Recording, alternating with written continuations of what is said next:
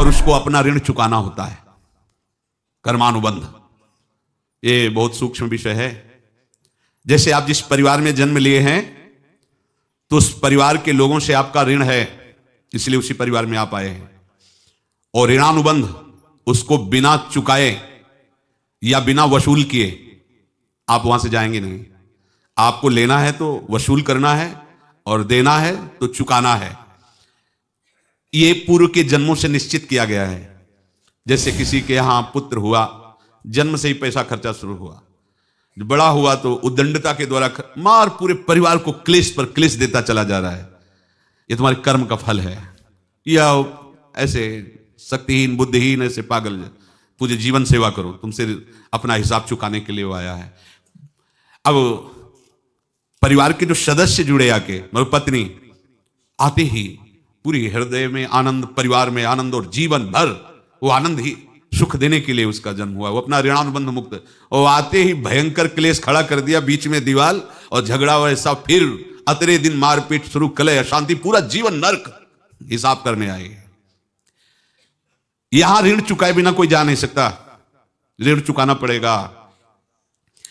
किसी का ऋण वसूल करना है तो किसी को ऋण चुकाना है, दोनों काम करने होते हैं। अनेक जन्मों में अनेक लोगों के साथ हमने जो बर्ताव किए हैं, अच्छे या बुरे, वो होंगे। अब किसी आदमी को हम जानते नहीं, अचानक मिला, अचानक टक्कर लगा और मार पीट गाली गुप्ता सब कर दिया, चुपचाप सह लो। क्यों?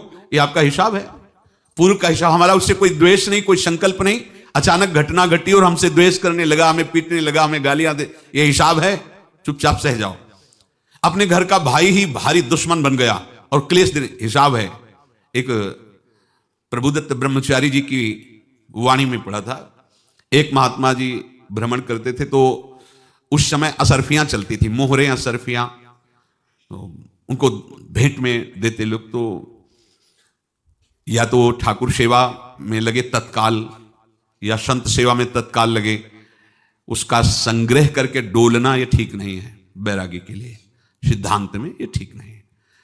तो जब 2, 4, 6, 8 ऐसे मोहरे हुई तो उन्होंने विचार किया कि और भ्रमण करके जब काफी मोहरे हो जाएंगी तो प्रयागराज में जब कुंभ पड़ता है, एक बार पूरे सब अखाड़े के संतों को, अलग अलग संप्रदाय सब संतों को बुलाएंगे और सबको बुलाएंगे। अब साधु है तो यही विचार करेगा और क्या विचार करेगा। तो उन्होंने ऐसे डंडा बनवाया, बेंत, जो ऊपर से चूड़ीदार और भीतर पोला, और मोहरे उसमें डालते गए। और भ्रमण, जहां जहां श्रद्धालु भगत थे सबके यहां जाना और इच्छा रखना कि एक मोहर तो दे दक्षिणा में। कामना कोई भी हो वो बांधती ही है, ध्यान रखना। इसीलिए प्रभु जो चाहे वो करे, अपनी चाह नहीं रखनी चाहिए। अपनी चाह प्रभु की चाह में